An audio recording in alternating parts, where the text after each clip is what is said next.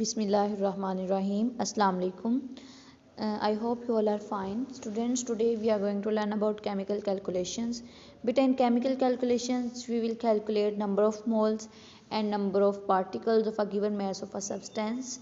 And these beta calculations are basically based upon the mole concept. We have already discussed about mole. So these calculations are on the base of mole. So let us have a few examples of these calculations. Beta, first of all, calculating the number of moles and the number of particles from known mass of a substance. बेटा हमने क्या करना है जी, number of moles और number of particles find out करने हैं ऐसे substance के जिसका मैस हमें जो है फाइंड आउट है. ठीक है. So first calculate the number of moles from given mass by using equation, that is number of moles is equal to mass divided by molar mass. So the calculate number of particles from the calculated number of moles with the help of following equations. Number of particles is equal to number of moles multiplied by 6 into 10 raised to power 23 Avogadro's number. So mole mass concentration calculation. First of all we have mole mass calculation. Beta, in these calculations we calculate the number of moles of a substance from the known mass of a substance with the help of the following equation. कि हमने क्या करना है, हमारे पास कोई ऐसी substance है जिसका मैस हमें फाइंड आउट किया गया है. ठीक है. और मोलर मैस तो हम वैसे ही बेटा हमें पता है हमने कैसे फाइंड आउट कर लेना है मोलर मैस. तो मोलर मैस हम फाइंड आउट कर लेंगे, उसका मैस हमें दिया हुआ होगा और हम क्या करेंगे जो इसका जो है वो moles number of moles find out कर लेंगे. फॉर्मूलाज हमारे सामने जो है वो दिए हुए हैं, इन फॉर्मूलाज को अपने अच्छे से याद कर लेना है. आगे इक्वेशन के थ्रू आपको एक्सप्लेन करती हूँ. इक्वेशन दिया बेटा, इसमें इसने कहा you have a piece of coal. Suppose बेटा आपके पास कार्बन का एक टुकड़ा है जिसका वेट है जी 9 ग्राम, मीन्स उसका मैस क्या है 9 ग्राम है. आपने इसका कैलकुलेट करने हैं जी नंबर ऑफ मोल्स कैलकुलेट करने हैं. तो उसके लिए सबसे पहले जो है वो आपको मैस दिया हुआ है, आपने लिखना है गिवन डाटा. तो आपने लिखना है मैस इज इक्वल टू आपके पास जो है वो 9 ग्राम दिया है. फिर आपने मोलर मैस फाइंड आउट करना है. और मोलर मैस फाइंड कैसे करना है बेटा, आपके पास आपको पता है जी कार्बन का एटॉमिक मैस 12 है. ठीक है. तो कार्बन का एटॉमिक मैस 12 है, इट मीन्स उसका मोलर मैस जो है वो 12 ही है. तो हम क्या करेंगे 9 को डिवाइड कर देंगे 12 के साथ, क्योंकि हमारे पास फॉर्मूला है mass divided by molar mass और is equal to number of moles. So we will find number of moles by dividing mass over or mass over molar mass. ठीक है. तो mass हमारे पास 9 है, molar mass हमारे पास 12 है. 12 divided by 12 करेंगे, जो आंसर आएगा that will be the number of moles. So here we have 0.75. So आपके पास 0.75 जो है वो number of moles आ गए. ये हमने मोल मैस कैलकुलेशन फाइंड किया. नेक्स्ट हमारे पास है मोल पार्टिकल कैलकुलेशन. बेटा इन these calculations we can calculate the number of moles of a substance from the given number of particles. जितने नंबर ऑफ पार्टिकल्स आपके पास दिए होंगे, नंबर ऑफ पार्टिकल्स आ गए, इट मीन्स यहाँ पे एवोगैड्रोस कॉन्सेप्ट भी लगेगा. ठीक है. तो यहाँ पे क्या होगा जी, these particles are the atoms molecules और formula units. I have already told you that कि हमारे पास जो पार्टिकल्स होते हैं वो या तो एटम्स हो सकते हैं या मॉलिक्यूल हो सकता है या फिर कोई फॉर्मूला यूनिट हो सकता है.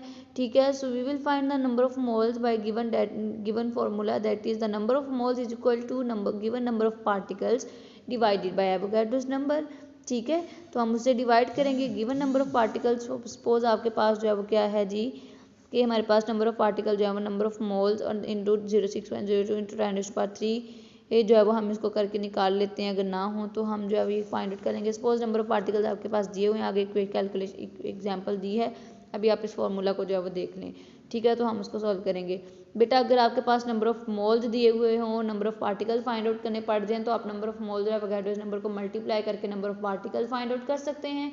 और अगर आपको number of moles find out करने पड़े तो नंबर ऑफ पार्टिकल्स को डिवाइड करेंगे नंबर ऑफ एवोगैड्रोस नंबर के साथ, तो आपके पास नंबर ऑफ मोल्स भी आ जाएंगे. ठीक है. सो नेक्स्ट हम एग्जाम्पल की तरफ चलते हैं कि यहाँ पे हमारे पास एग्जाम्पल है calculate the number of moles, number of molecules and the number of atoms present in 6 gram of water. So बेटा the known mass of a water 6 gram, mass दे दिया जी 6 ग्राम. और हमें पता है वाटर का जो मोलर मैस है या उसका मोलिकुलर मैस क्या होता है, हमारे पास 18 होता है. 2 H और 16 ऑक्सीजन का, 2 + 16 18 आ जाएगा. ठीक है. So mass of a substance divided by molar mass of a substance formula लगाएंगे नंबर ऑफ मोल्स के लिए 6 डिवाइडेड बाय 18 0.33 मोल्स आ गए. अब नंबर ऑफ मॉलिक्यूल्स भी फाइंड आउट करने हैं. So here what we will do, बेटा नंबर ऑफ मोल्स को मल्टीप्लाई करेंगे एवोगैड्रोस नंबर के साथ. So we will find the number of molecules. So number of moles हमारे पास 0.33 आए हैं और एवोगैड्रोस नंबर ऑलरेडी अब हमें पता है जी 6.02 इंटू 10⁻³ है, हम इनको आपस में मल्टीप्लाई करेंगे, सो हमारे पास नंबर ऑफ मॉलिक्यूल्स आ जाएंगे।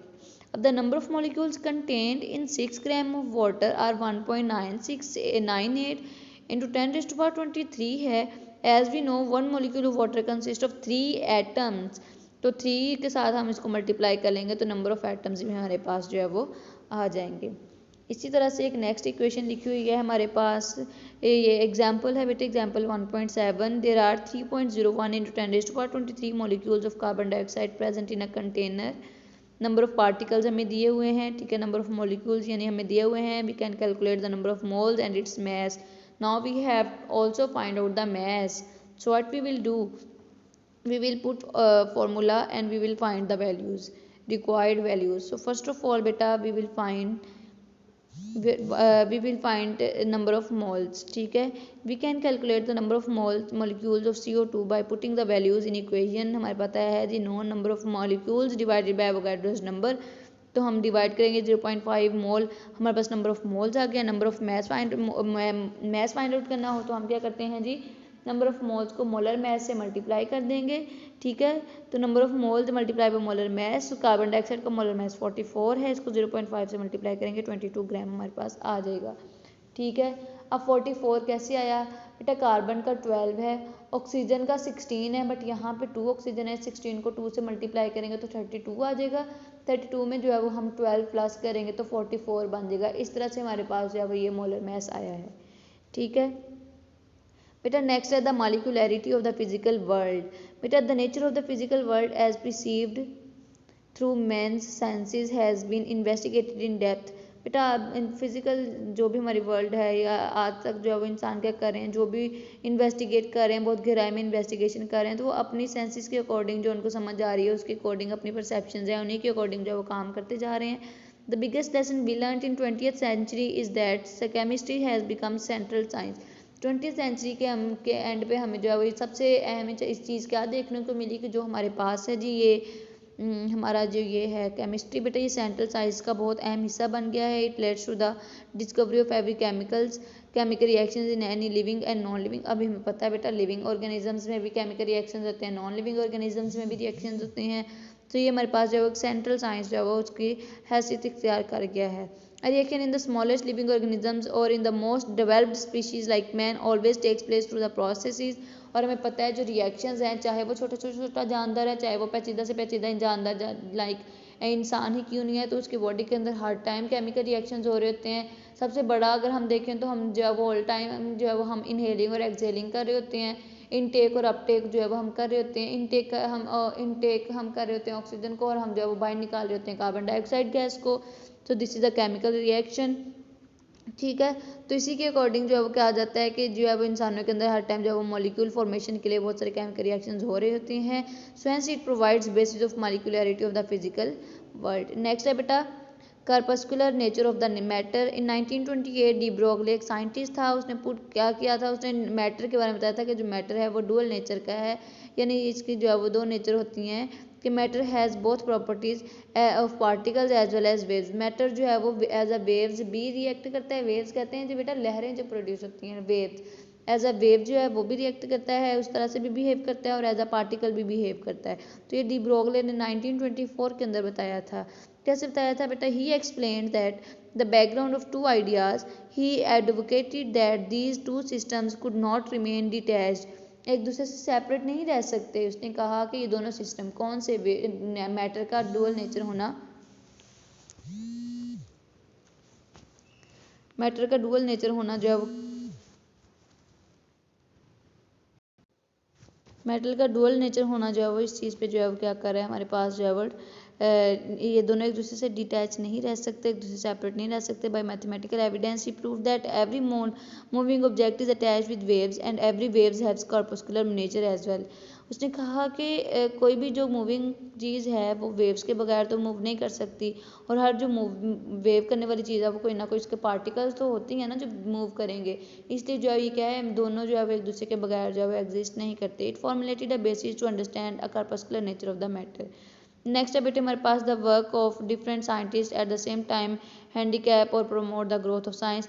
But over the course of human history, people have developed many interconnected and validated ideas about the physical, biological, physiological, and social worlds.